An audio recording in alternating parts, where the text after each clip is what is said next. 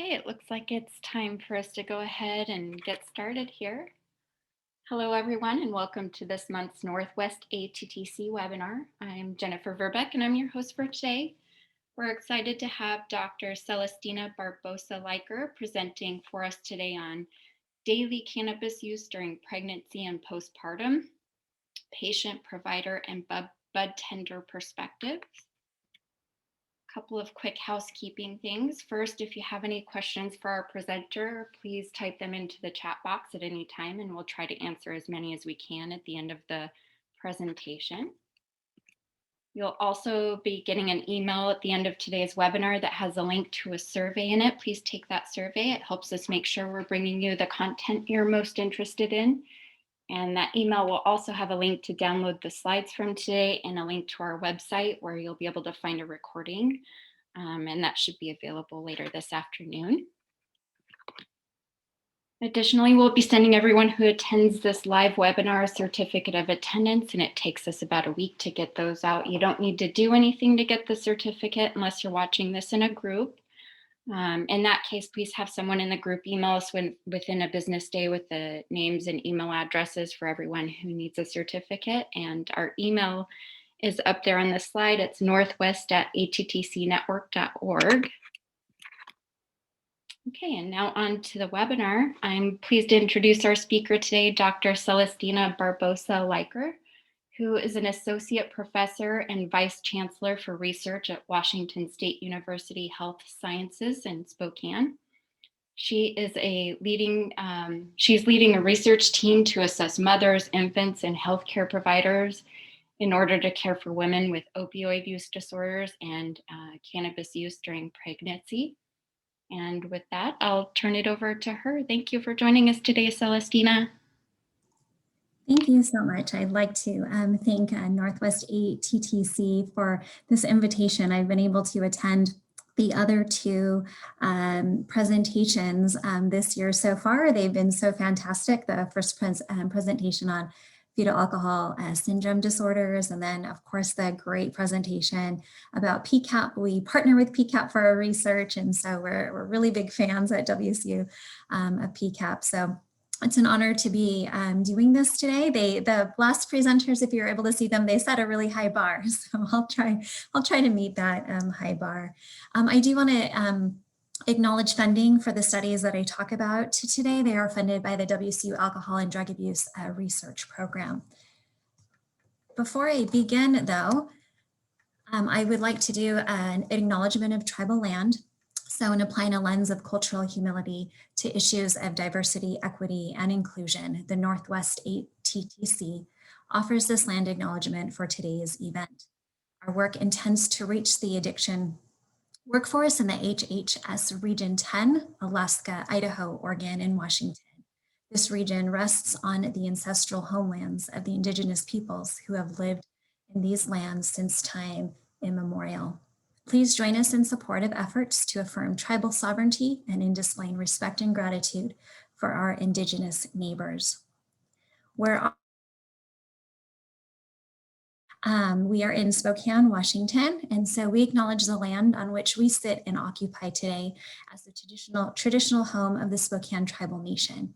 We take this opportunity to thank the original caretakers of this land. We have an image there of our beautiful Spokane River. So I want to start with the research presentation today, just situating everyone about cannabis use during pregnancy. If you're not familiar with current trends, I just want to cover that before we launch into the studies.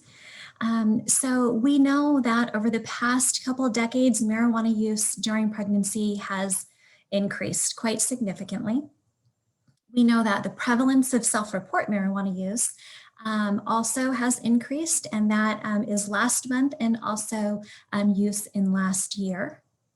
And this also extends to past month daily or near daily use during pregnancy. So we're seeing increasing in all the various ways that pregnant women are reporting.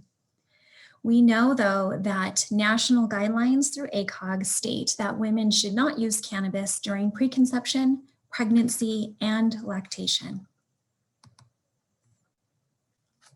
So what we've been able to see with the large epidemiological studies nationwide is that cannabis use is most prevalent in that first trimester, and then it decreases during the second and third trimester. And it is hypothesized that the reason why it's increased in the first trimester is that it's used to treat nausea and vomiting. 70% though, this is a study, 70% of pregnant and non-pregnant women though do believe that there is slight or no risk of harm using cannabis 1 to 2 times a week while pregnant. And not just with the perinatal population, but across the general public, we do know that the perception of harm resulting from cannabis use has decreased since legalization. So interestingly, well, approximately now, it seems like it is increasing all of the time. 36 states and District of Columbia have either legalized recreational or medicinal marijuana. Many of these states have not fully decriminalized possession or the use of marijuana. And so we see in the literature that this does impact pregnant women when they do report cannabis use in a state that is legal. It does burden child protection agencies. There is also strained patient and provider interactions, and we'll hear a little bit about that in our studies. Once a pregnant woman reports using cannabis to her healthcare provider. There's also a concern about disciplinary or legal interventions that may have adverse psychosocial effects on a new family as well. So let's talk a little bit about THC. THC is able to cross the placenta during pregnancy and is also passed to the baby during breastfeeding. When we look at the potency of THC, we see a huge increase in the past about 12 years now. And so while we have cannabis stores selling products with much higher THC than what we previously had access to, it is our group's thoughts here that longitudinal studies that were done in the 70s, 80s, and even in the 90s may underestimate harmful effects of current cannabis use because of the potency of THC across various products. I do also want to point out here that we have no research really across the various types of cannabis products that you can purchase at a cannabis store. And so we have a lot of limited data to go off of when we're trying to help the perinatal population currently with various products and various potency of THC. So what is associated with cannabis during pregnancy, cannabis use during pregnancy? It is most commonly, and the strongest link really is between cannabis use and low birth weight. We also see the link between cannabis use during pregnancy and stillbirth. And then some other additional outcomes here is decreased IQ scores, attention problems, decreased cognitive function, and decreased academic ability. Interestingly, I think there will be a shift in research. So I know one of the biggest issues with looking at associations with cannabis use during pregnancy and health outcomes of the baby is really trying to isolate just cannabis use. It's really hard to isolate that effect from, let's say, tobacco use, concurrent tobacco use, or alcohol use, or any illicit substance use. But as we're seeing more and more, this is just my opinion, post-legalization, we're seeing a lot more pregnant women who are only using cannabis. And I think this is new. This is a newer kind of trend over the last, I'd say about 5 to 10 years. As more and more states legalize.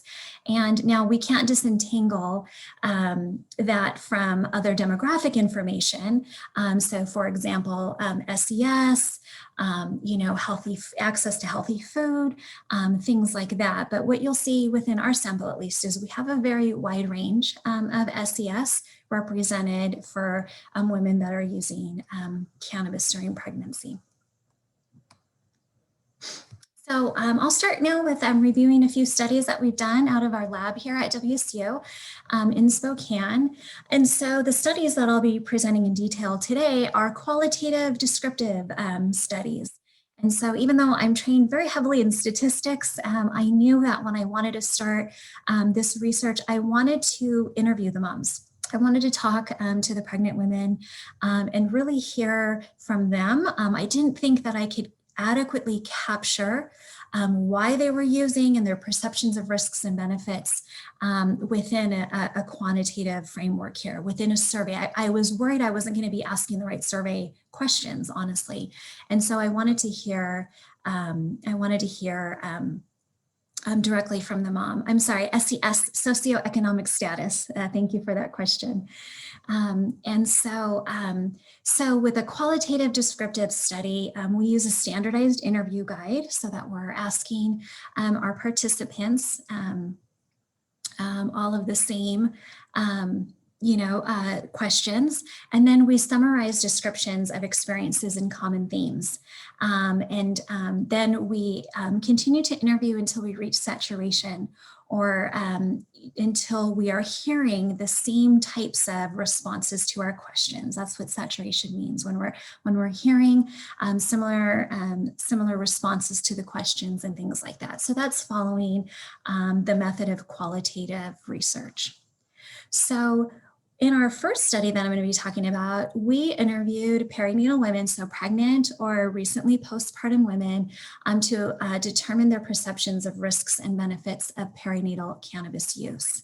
So for those of you that aren't familiar with our state passed I-502, Initiative 502, that legalized the sales of recreational cannabis in our state. We passed that in 2012, so we were the first state along with Colorado, and our stores opened in 2014. So we've had cannabis stores here operating in our state for quite some time now. We interviewed 19 perinatal women, and these women reported daily use in the state of Washington.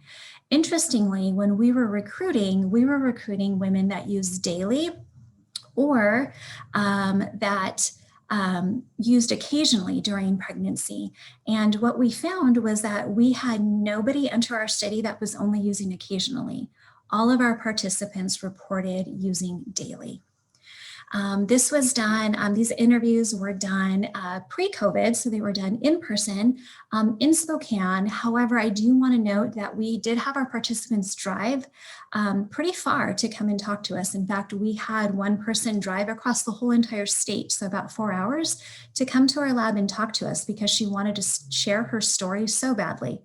We had 19 women. They reported approximately using cannabis 3 times a day. It was about usually, morning, noon, or night, or with breakfast, lunch, and dinner, about that spacing. The most common consumption method was smoking joints. And they reported smoking joints over tinctures or gummies or other ways to, edibles, other ways to ingest cannabis because they were able to control the high, is what they told us. So when they were using other forms, they weren't able to control their high as easy as they were able to by smoking a joint. Most of our pregnant women had other children, and so we were able to ask them questions also about, their, previous breastfeeding intentions and things like that. And we had a wide range of socioeconomic status. So we had one participant that reported to us that she had just overcome homelessness. And we had another participant at the very end of our interviews, we always ask, is there anything else you want to share with us that you feel is important? And she said, yes, I want you to know that I have a 6-figure income, that we own our 2 cars, that we own our house, that we are, well off. And so I want to make sure that you understand that there isn't just a single stereotype of who is using cannabis during pregnancy. So we did see that wide range of SES, of socioeconomic status. Our study is published, so if you want to look that up, it's open access. You'll be able to get that right off the internet if you like. We published this early in 2020 in the Journal of Addiction Medicine, and that's what I'll be sharing with you all today are the other studies either aren't published or we're currently recruiting. And so I'll be sharing with you all access to the slides for the published data. The data that I share here live won't be included if it's not yet published. Okay. I do want to say with that first study, as I was going over demographics, primarily because of where we're situated here in Spokane, Washington, our participants were non-Hispanic white women. And we knew that that was not representative of the state or inclusive for our research. So we do have an ongoing study right now where we are assessing and determining the perceptions of risks and benefits of cannabis use for American Indian and Alaska Native women in the state of Washington. And so we have that study ongoing and we're currently collecting data. So our second study here is with healthcare professionals in our state here. And so when we wrote our grant, we we wrote right away that we were going to interview perinatal women and then also healthcare professionals to look at their perceptions of risks and benefits of perinatal cannabis use. So we interviewed 10 healthcare professionals. So we have here, as you'll see, predominantly nurses. So we have 2 public health, 5 NICU nurses, 1 nurse midwife, 1 labor and delivery, and then we have 1 pediatric occupational therapist and a neonatal therapist. So those were our healthcare professionals. I saw that question really quick. I'm sorry, I'll focus on the questions probably towards the end because they're so great and I want to be able to give them all justice. I did see that one. Yes, we work very closely with Spokane Regional Health District and their nurse family partnership program there. They're fantastic colleagues. However, as you'll see in our first study, we learned that our participants of pregnant women weren't just getting their health care information or their information about medical or scientific information about cannabis use during pregnancy. They weren't just getting them from their healthcare professionals. They were getting them from budtenders or from cannabis retail workers. And so we knew right away that we needed to expand our study. And so we then interviewed 10 Washington State cannabis retail workers, or budtenders, as I'll refer to them from here on out, to examine their perceptions of risks and benefits of perinatal cannabis use. So we interviewed 10. They were across the state in all of the regions in the state of Washington, and 2 were certified medical consultants. So let me jump to the results of our first study. So this was with the perinatal women's perceptions. The overarching theme that we found was taking care of mom and baby. And we use the words mom and baby very deliberately here. We did not refer to any of our participants as mom because we were not sure, we weren't sure if they were planning on keeping their baby or if they were going to be allowed to keep their baby. And we also did not refer to their fetus as a baby.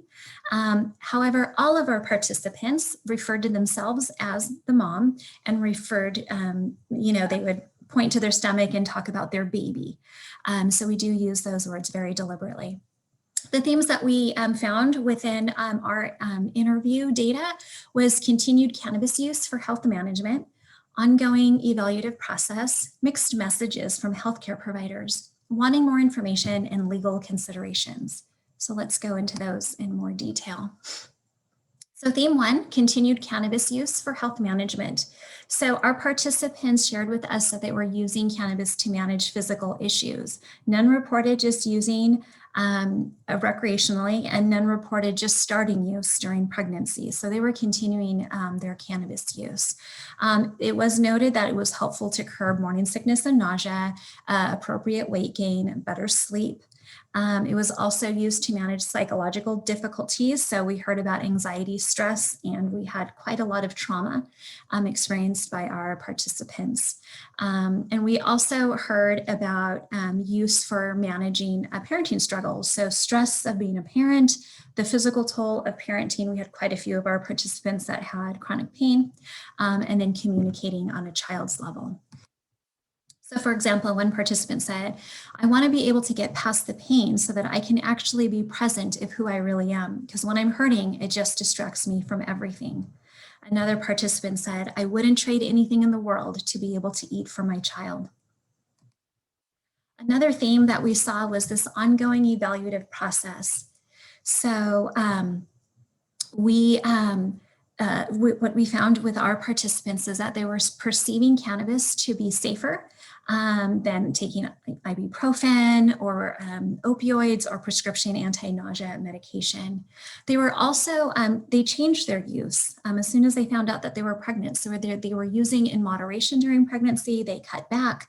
They were trying to make informed decisions, consumption decisions.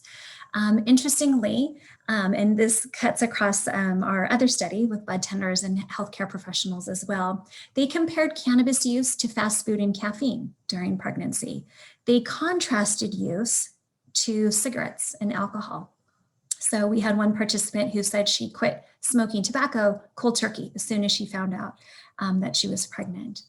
They were also looking at safer methods of use. So if they were using butane with their to smoke, they stopped using butane. They were looking for more, they were checking for pesticides in cannabis and things like that. And there was some concern of THC passing through breast milk and cannabis use when children were present. Interestingly, we saw conflicting results there. We had some participants talk about how they did not want to smoke and they would not be smoking in front of their child, while others were saying they wanted their children to know that this was a form of medicine, and so they did not want to hide their use from their child.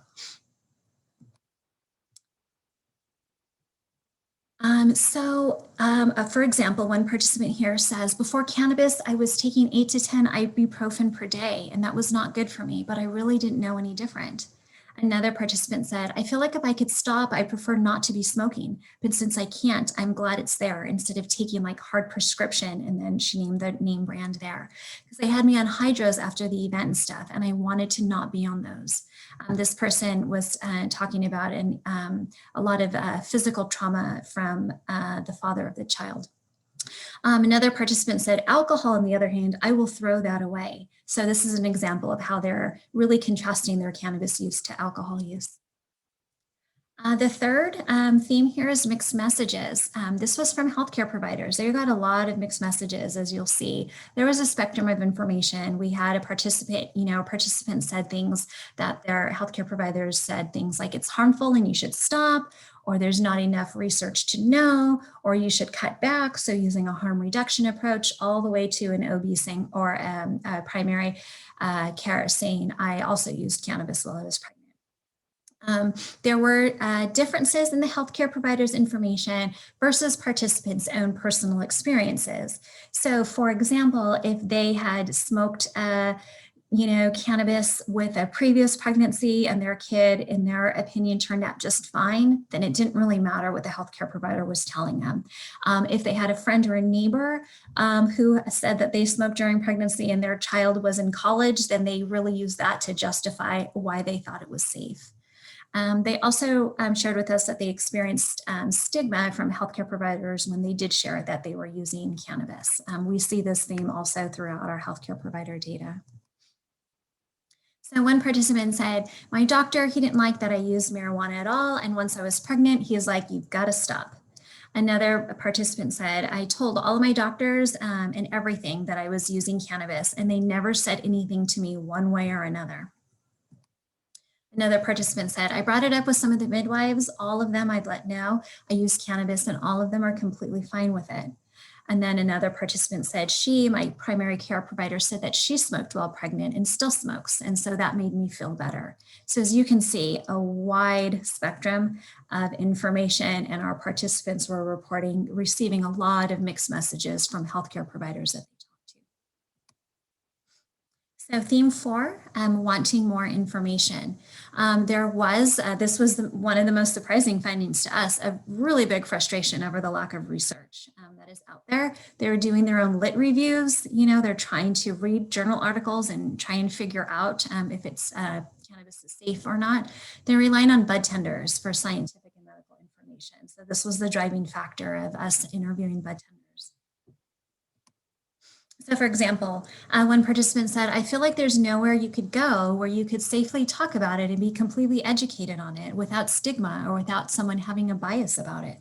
Another participant said, they, bud tenders, are very helpful people. I would never guess that they would know as much as they know. And they gave me what they thought I needed and would help, and it did. So theme 5, our final theme here for this study, is legal considerations.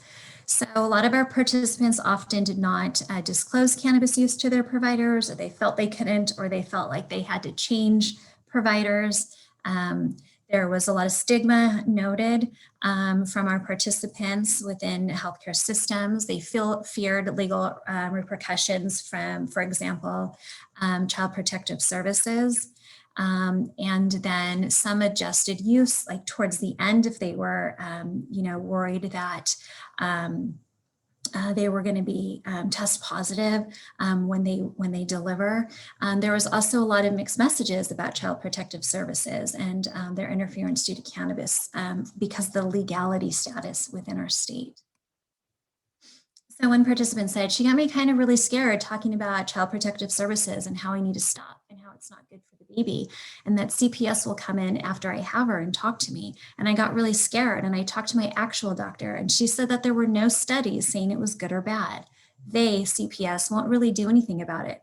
It's legal here, so you'll be fine.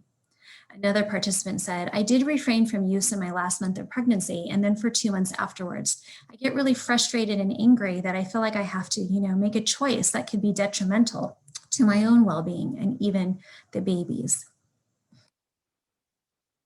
Okay, so let's talk about study 2 then. This is with healthcare professionals and also cannabis retailers or bud tenders' perceptions of risks and benefits of perinatal cannabis use.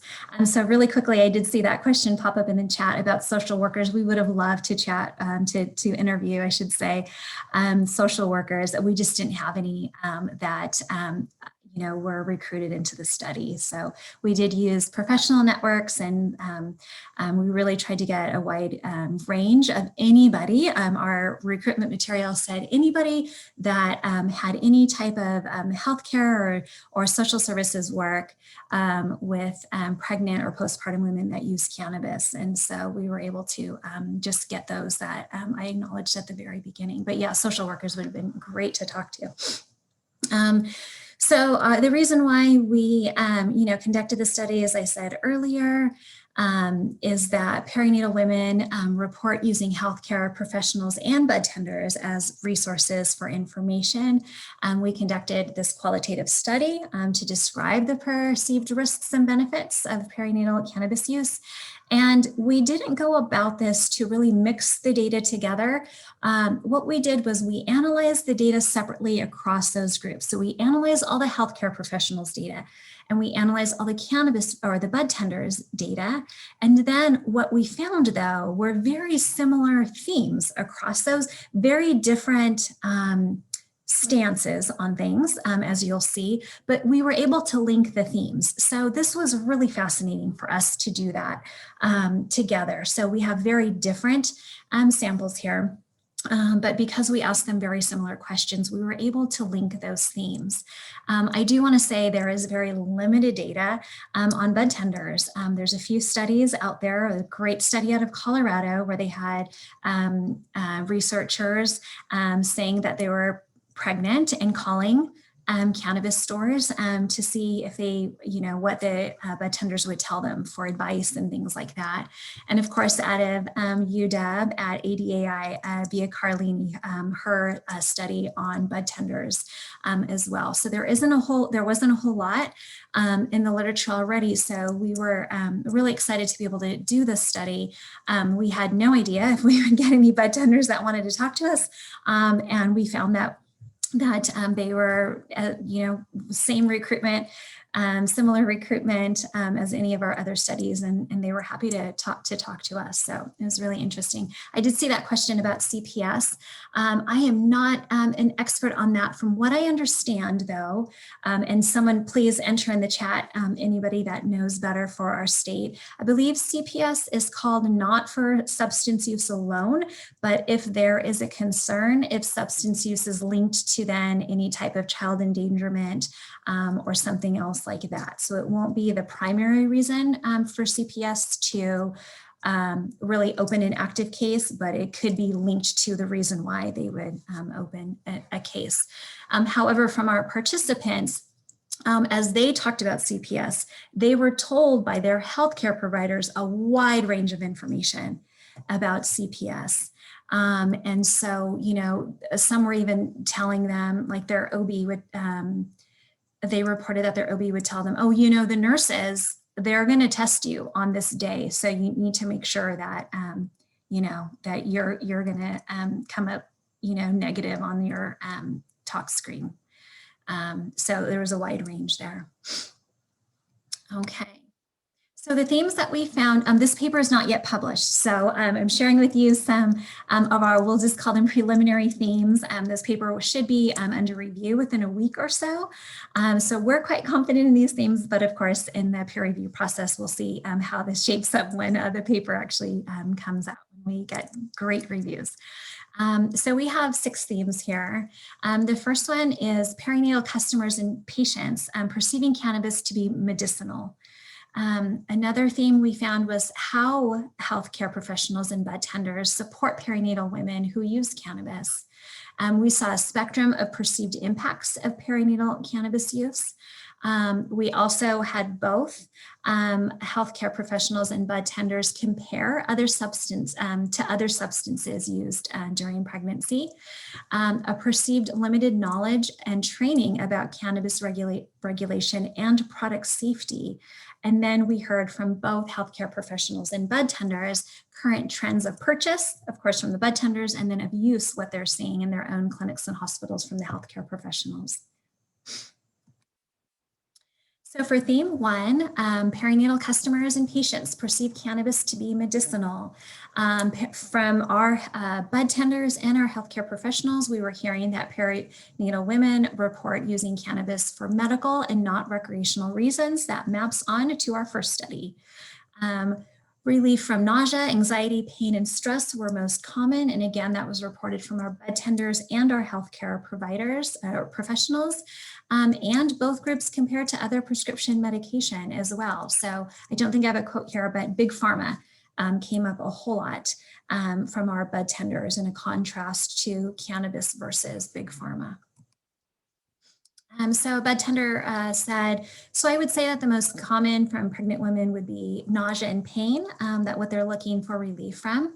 Another budtender said, you know, obviously they're talking with their doctors. They're being safe about it. That's the biggest thing, is everyone's being healthy. This quote was really fascinating to me because the context around the quote, this budtender truly believed that every pregnant customer in their store had approval from their OB to be using cannabis during pregnancy. That was their just natural assumption. And what we know from talking to our pregnant participants, that is not the case. I thought that was really interesting. One of our healthcare professionals said, people who don't want to take drugs for depression or anxiety issues, they don't want to take other drugs, but they will utilize marijuana for that purpose. Theme 2 is supporting perinatal people who use cannabis. So our budtenders were using what we would call a harm reduction approach. So really trying to get them to use products that had less THC in it. Whereas our healthcare professionals were really using the phrase like, we try to be non-judgmental and things like that. We saw that the healthcare professionals, their goal was to provide that non-judgmental care and to preserve provider-patient relationships. So that was key. So we heard things like, we can only push so far. We can only raise our concerns so many times. We have to preserve that provider-patient relationship. But they did note that that wasn't always the case with their colleagues, that their colleagues were not always non-judgmental. So while we heard from our healthcare professionals about their own behavior, they also did share what they were seeing from colleagues as well. So that gave us kind of a nice, well-rounded information there. Budtenders also stated a non-judgmental approach, and we're striving to treat all customers equally. So we heard that a lot. You know, we heard that from our budtenders. I can't treat a pregnant customer any different than any other customer. That would be against the law, you know, they would tell us. And so, you know, we thought that was really important to point out here. And then nearly all budtenders used a harm reduction approach. So when a healthcare professional said, so I always try to be non-judgmental and tell them I know it's a legal substance, but I just need to educate them on the, you know, the risks and what we don't know about it. Another healthcare professional said, I don't really know if many are bringing up the subject, and this they're referring to their colleagues, bringing up the subject because they don't have a lot of information to say one way or another. And if you bring it up, then you have to deal with it. Budtender said, I mean, I'm not going to make judgment on a gal if she wants to be able to eat. Another budtender said, if she was worried about having any THC in her, then I would definitely tell her not to buy anything at the store. I would immediately refer them to a CBD store or cannabidiol store that has no THC in it, because that's what they're looking for. So we heard that a lot from our budtenders. Just like, oh, if I saw somebody that looked pregnant, I would immediately steer them to the low THC products or start talking to them about CBD. Theme 3 was the spectrum of perceived impacts of perinatal cannabis use. So our healthcare professionals noted negative impacts to the mother, infant, breastfeeding, even just parental negative impacts. So for example, premature birth, infant feeding issues. We haven't seen this in the literature, but almost all of our healthcare professionals talked about infant feeding issues. So that issue with the suck swallow mechanism of a newborn, that they're seeing it. Now, I do have to say our sample of healthcare professionals is skewed towards the NICU. So it might be that just the babies that end up in the NICU, you know, have this issue, but I thought that was very interesting. Meconium staining and meconium aspiration. We did have one healthcare professional said that anytime that happens, she or he looks in the chart and sure enough, there is THC. Slow development and infant cannabis withdrawal. I did see that question pop up about CBD. Minimal to no research still on CBD, but I know at another presentation I was giving, that question came up, and I did look up that the FDA, at least we know that the FDA does not recommend using CBD during pregnancy or breastfeeding. And that's about all the information we know on that. Budtenders, however, so in contrast to the healthcare professionals, budtenders reported positive impacts to the mother and some adverse impacts to infant and breastfeeding, or they talked about no impact or a lack of evidence. So they had the wide range of covered the spectrum there with their beliefs over the impacts, whereas the healthcare providers noted only negative impacts. So for example, one of the budtenders talking about developmental delays, there was a lot of discussion about exposure to carcinogens. But then we did see across the healthcare providers conflicting statements about cannabis use in breastfeeding. So for example, one healthcare provider said, it can shorten your length of gestation, you can deliver prematurely. Another said, but at this point, it's still recommended that we recommend breastfeeding. Another healthcare professional said they either have to quit cannabis or they have to quit breastfeeding. So we saw some conflicting information there about cannabis use. One budtender said, I honestly don't think there are any negative effects. I know obviously as far as like research wise and stuff, there isn't. Another budtender said, I know that sometimes it can cause developmental delays, or like children whose mothers use marijuana have difficulty regulating emotions better. What we haven't seen is this kind of use in humans ever before. And I think it's something that unfortunately, we're just going to have to see how it plays out in this generation. Theme 4 is comparison to other substance use during pregnancy. So they compared cannabis use to alcohol and cigarettes across our healthcare providers or healthcare professionals and budtenders, but with divergent views. So our healthcare professionals said that cannabis is like alcohol and cigarettes in terms of its legal status and harm to infant, whereas the budtender said, well, it's not like alcohol or cigarettes. Because cannabis in their mind is safer. There was comparison to fetal alcohol syndrome disorders as well. So for example, one healthcare professional said, and that's the thing, that's the one thing healthcare providers need to really say is, yes, alcohol is legal in the state, marijuana is legal in the state, but neither of them are healthy for you during your pregnancy or your fetus or to have in your breast milk. We need to get the scripts out for healthcare providers. Another Budtender said, cannabis seems to be so, normal and adaptable with the human body that it doesn't seem as damaging to something like alcohol or cigarettes, in my view. So it's a really a divergent view there compared to the healthcare professionals. Another Budtender said, but it's rough when you don't have babies, you don't have weed babies, like you have fetal alcohol syndrome, you can really see that negative impact. So I think, sorry, some of the chat function there was just in the way. So I think it's really a really difficult thing. People don't associate the really bad effects with that. So this participant is really saying, if you can see the harm, then people are going to be aware of it. But if you can't see the harm, it's a lot harder to convince people that there is harm going on. So theme 5, perceived limited knowledge and training about cannabis regulation and product safety. So our healthcare professionals and budtenders noted a need for research and training for themselves. So this was something that we saw a whole lot about, and for their colleagues. They also did not feel knowledgeable enough about cannabis products. And this was, I completely understand. They were feeling very overwhelmed when their patients were talking about tinctures and gummies and all of these products they'd never even heard of before. Some budtenders, though, also noted the same concern, and that was really surprising to us. So for example, one healthcare provider said, the levels that people are using now are so much higher, the THC levels, that many years ago, when a lot of research was done, and so the impact on our kiddos, we don't know.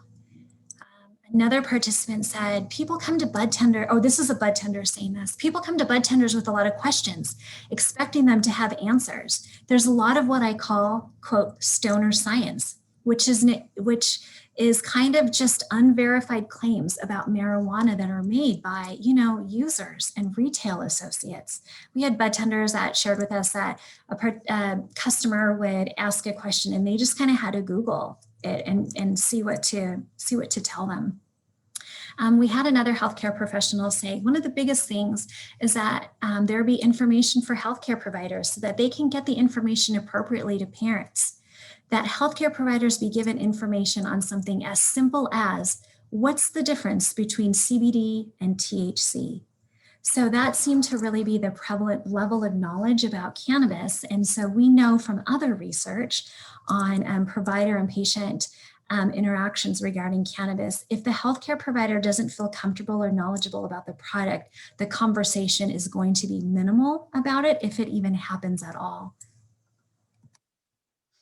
Theme 6, current trends of purchase and use. I see a picture there of a breastfeeding mom that reminds me of the comment that popped up. The level of THC can vary in breast milk. If a mom is using while breastfeeding, it can completely vary, and we don't have the research to show if there is a safe amount of THC. Minimal amount, is that okay?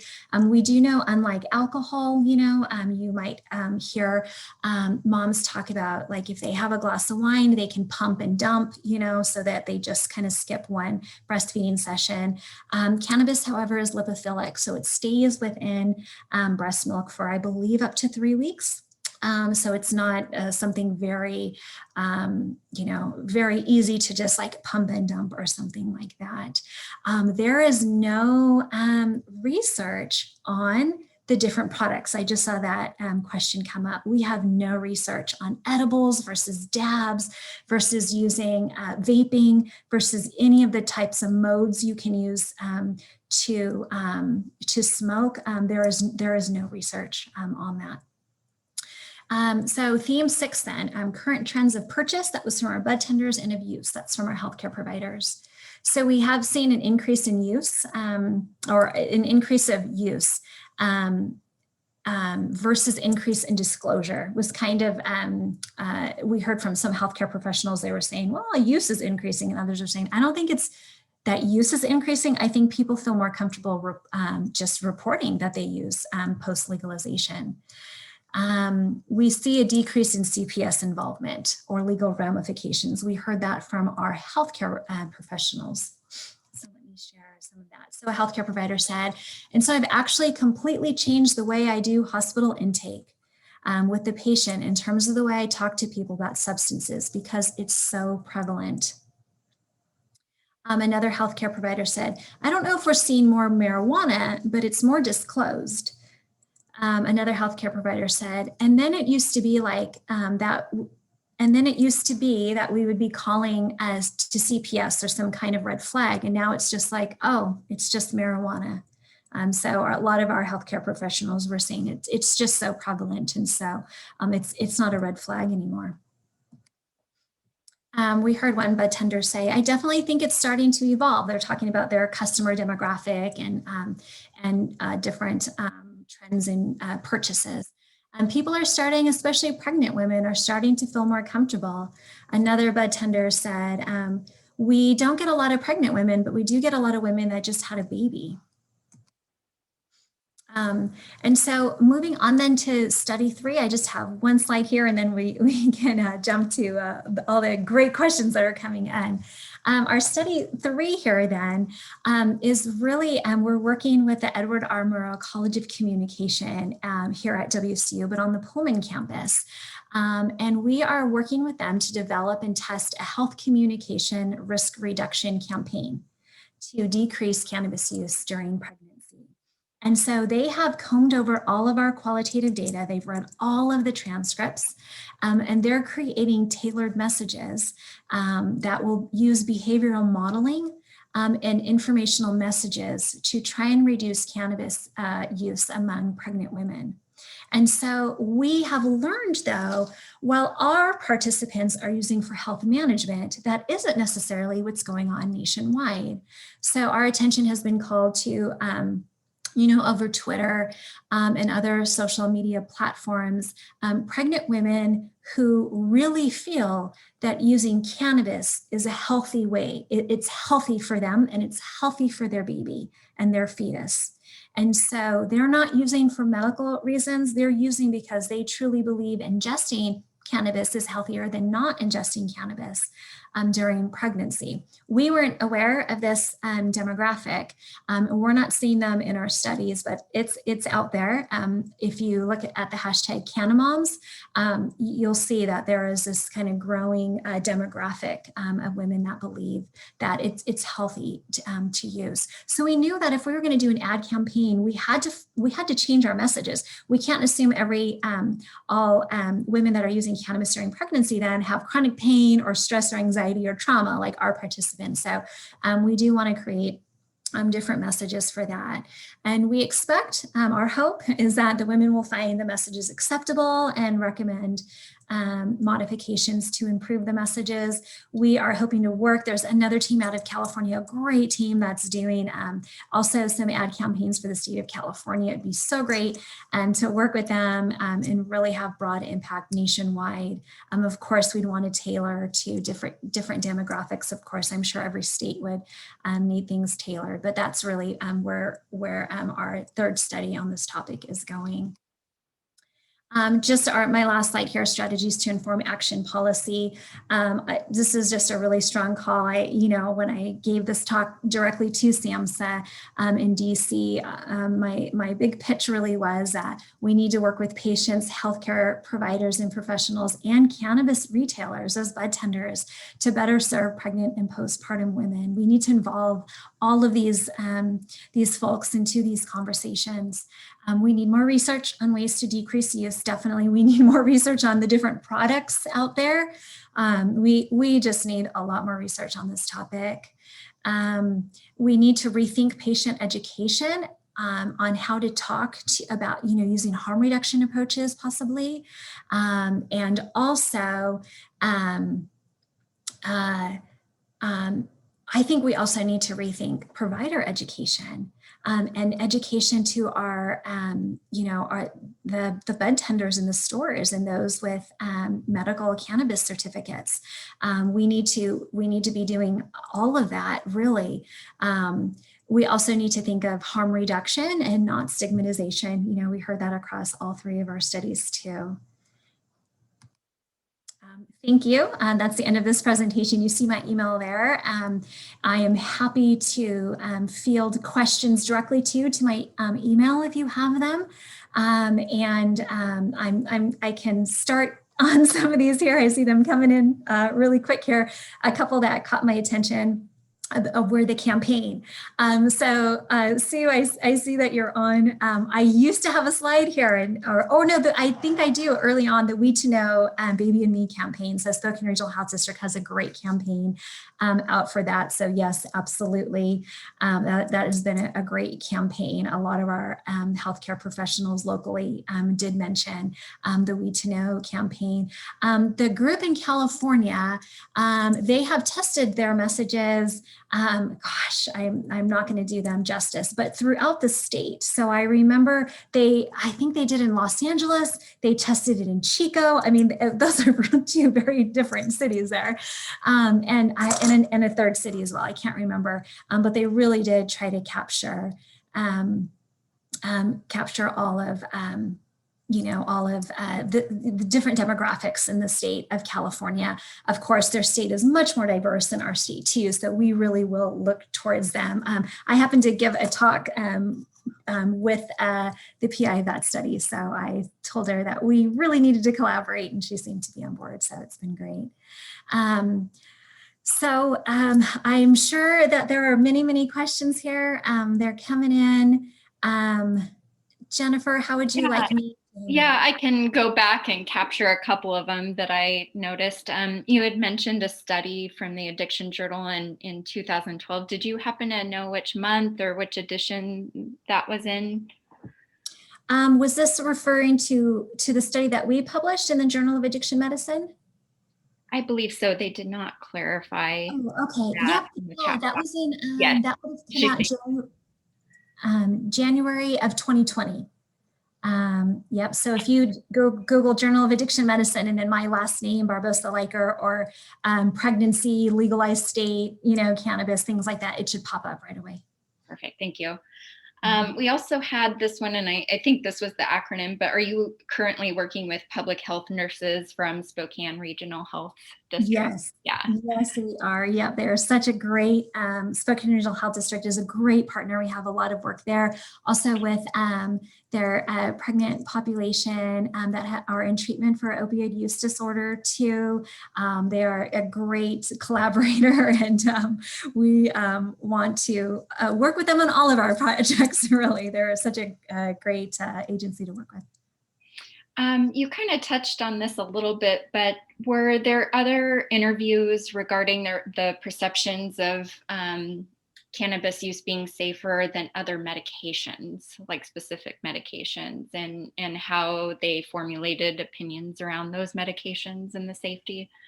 Sure. So from our healthcare professionals, they were really sharing their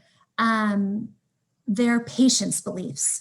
So we didn't really hear about whether they thought it was safer. And to be clear,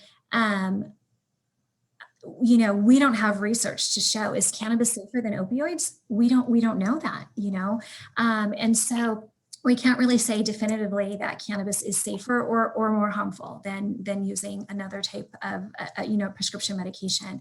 But our healthcare professionals were really just saying, like, yeah, this is what we're hearing from our participants. They don't want to be taking prescription drugs, or there are concerns about big pharma and things like that. And so this is what we're hearing from our patients.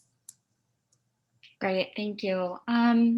This one was a kind of a comment and a question in one, and it's my concern is for other children in the home with mothers that are using edibles and possible ingestion. Is there any tracking of this and child deaths related to that ingestion?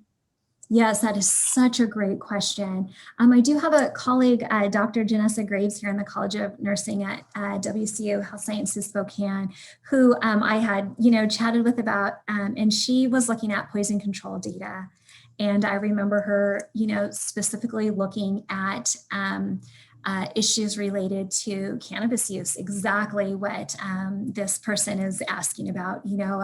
A parent has, an edible in the house. It looks like a brownie. It looks like a cookie. It looks like a gummy bear. It looks like, a lollipop, and so unfortunately with packaging, in my opinion, it's very difficult. It looks like a candy bar, chunks of chocolate or something like that.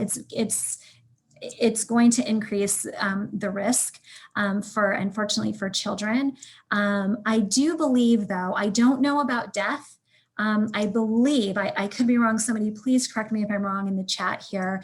I think the most common outcome is a lot of vomiting of the child. Of course, poison control called, emergent trips to the emergency room, really checking on the child and things like that. I assume it's also going to depend on the amount of consumption of that edible, but that is a big concern. I think we could probably do a lot more with some public health campaigns and things like that about storing edibles with medicine or things like that. Obviously locked up away from children. Things like that. It's definitely a concern. That's a great question.